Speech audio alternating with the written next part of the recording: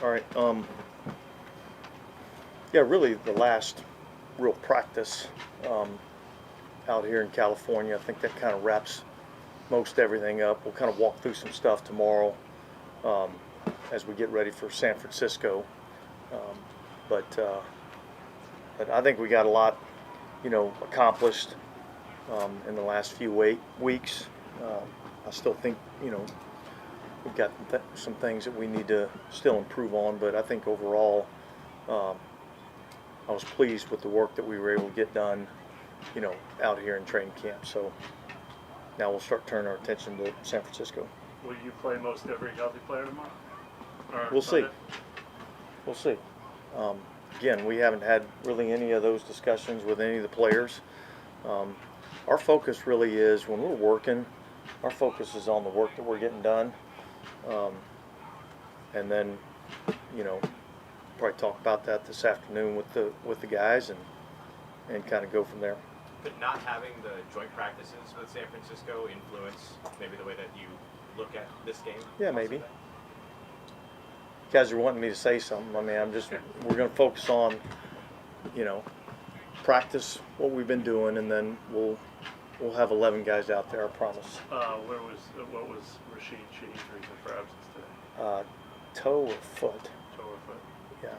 The last rep of the first team situational drill at the end didn't happen after the fight. What was the decision there? That was 2 minute, right?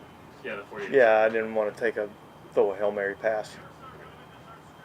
Yeah, now that you've had a chance to look back, your decision to come out here, are you happy with coming out?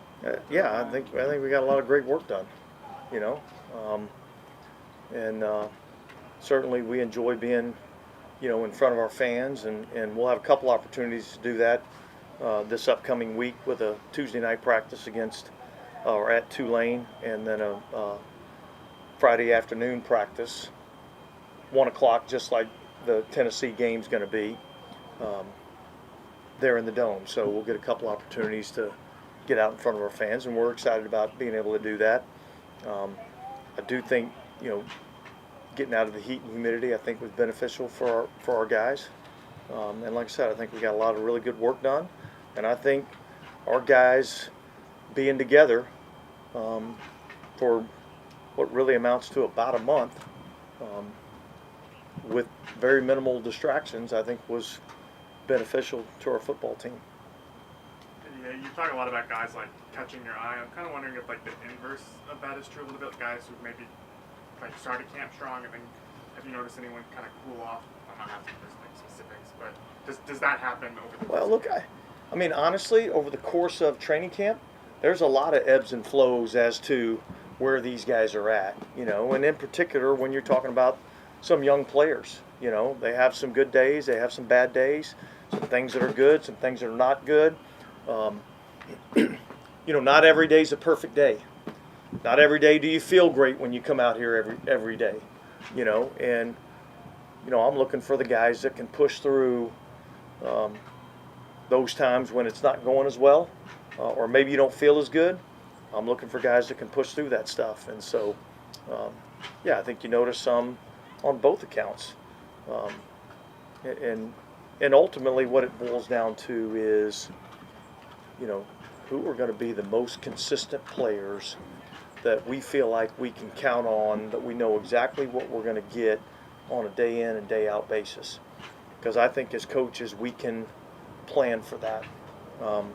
It's much more difficult when you're trying to create a plan and I don't know what I'm getting out of this guy from one day to the next. Is he going to be there? Is he going to be healthy? Is he not going to be healthy? Those are challenging things, and so the consistency I think is important. Josiah Azira? Ankle.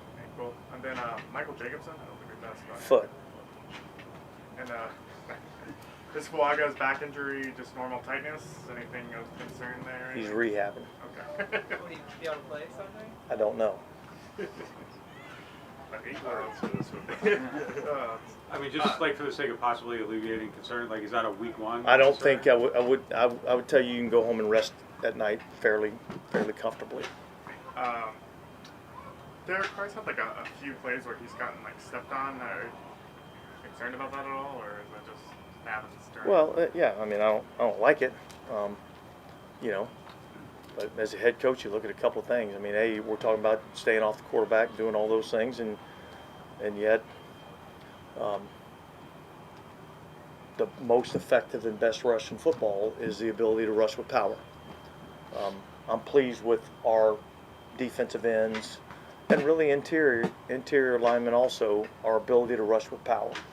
That's where it all starts. I see all these guys coming out of college, you know, and they put up great stats in college and they have a lot of sacks, but all they do is freaking run around the tackle. And it doesn't happen in our league. That may happen every now and then, but you're not winning on a consistent basis, so you have to be able to rush the quarterback with power.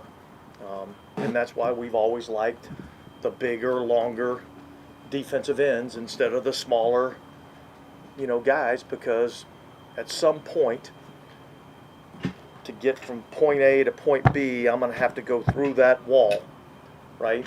And it just stands to reason that the bigger, stronger guys are going to be able to do that a lot easier. All right, thanks, guys.